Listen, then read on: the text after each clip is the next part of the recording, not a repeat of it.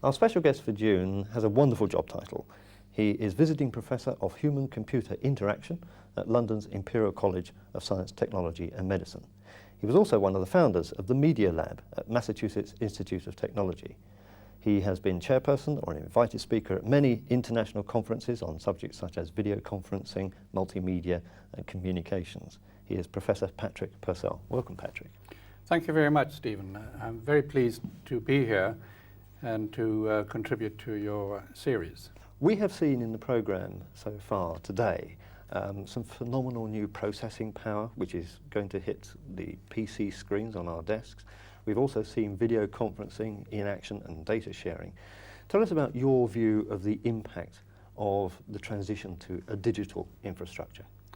Well, both here and previously at the Media Lab, been concerned with the impact of the digital infrastructure on a whole range of applications and the phenomenon of convergence of various media sharing the same digital conduit and the progressive growth of that convergence phenomenon, paralleled by its apparent opposite divergence, the possibility of having those media, digital media, being transmitted in a plural range of options in the field of networks, in telecommunications, applications like thin wire television, and also in terrestrial and satellite broadcasting.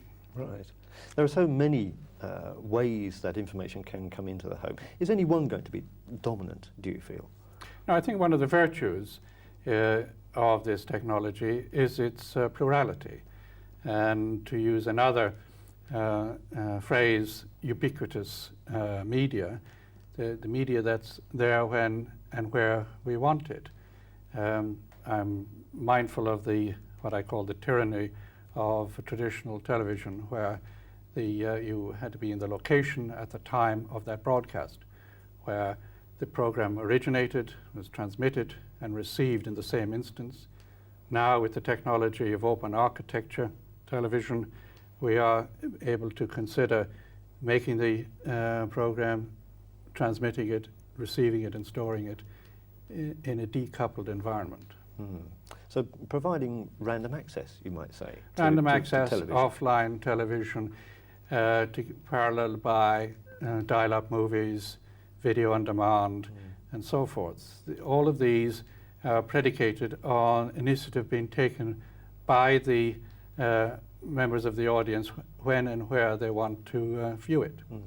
This is going to change the whole face of publishing in all its forms, in paper and television and films and movies and everything, isn't it? Well, it is. There's a whole paradigm shift.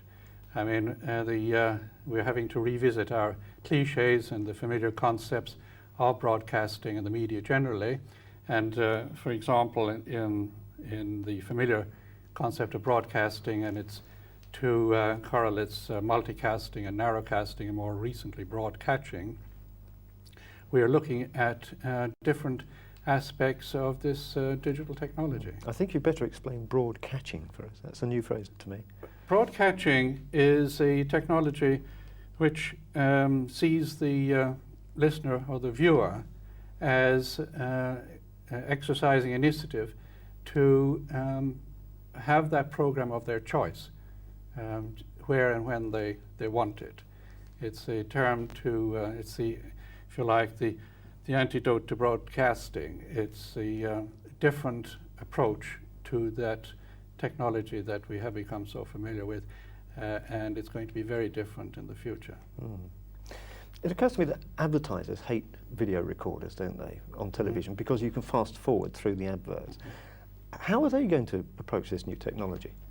Well, their role in the context of publishing, which increasingly will have a electronic format, and the associated technology of Infoget, it's a radically different approach.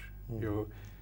The familiar idea of an advertiser, if you like, creating an advertisement and then doing a blunderbuss, sending it out to the audience, is one that's going to be challenged by the idea of a advertisement being created and that advertisement sitting in a network until that user wishes to access it, to dial into it.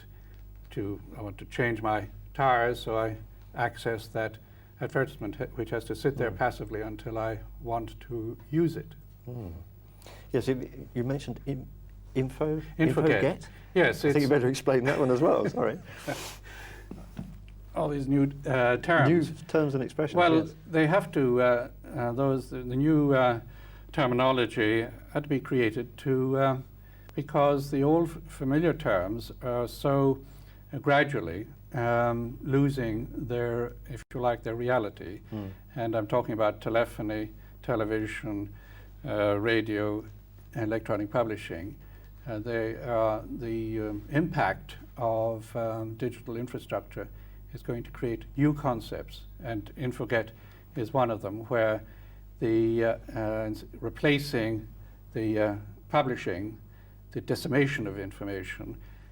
The information electronically is going to be stored, and the reader or the viewer is going to come to it at their own time and going to dial into it and going to use some of the new concepts to aid that navigation through complex information environments to access that information.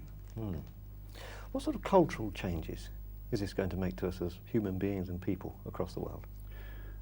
Well, one of the when you mention culture, one of the obvious ones is the role of multimedia information systems, where the information is, for example, about the Louvre or the National Gallery, and European and American galleries and museums are now taking a very strong initiative to place their collections in a digital framework to be accessed nationally, internationally, and indeed globally across those networks.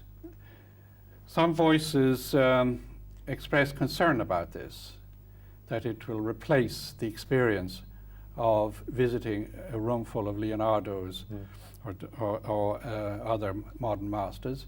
I say that it will complement that experience, and that the people who go to see the originals will see them in a much more informed frame of mind. Yes. So you feel it will enrich the experience rather than replace it? I feel that it will certainly inform the experience rather than the sort of typical casual museum or gallery visitor that we see today. Right. This process we used to say was technology-led. Is this transition still being technology-led? Well, certainly technology push does exist, but it is to some extent being overtaken by application pull, or content-driven. And this is reflected in the new structures that we see evolving in the industrial environment, the new media conglomerates, the new global communication companies that are being formed to be able to span that content with communication. Another example is Sony's association with Columbia Pictures. Indeed. And Ted Turner's association with Hollywood, MGM. MGM, yes. And that is an awareness of the importance, the growing importance of content in the sort of duality of content and infrastructural technology. And it is also reflected in the way in which we will have to conceive, script, direct, shoot, and transmit digital movies, for example.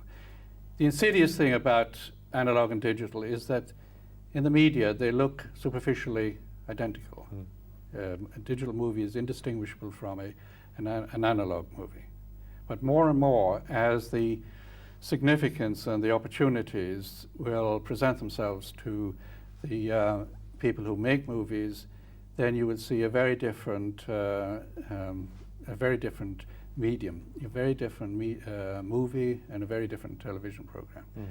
Multi-scenario movies and so forth. These are some of the possibilities that exist. We are living in in a certain sense, in a first generation, in a horseless carriage situation about digital media, just coming to the realization of its potential.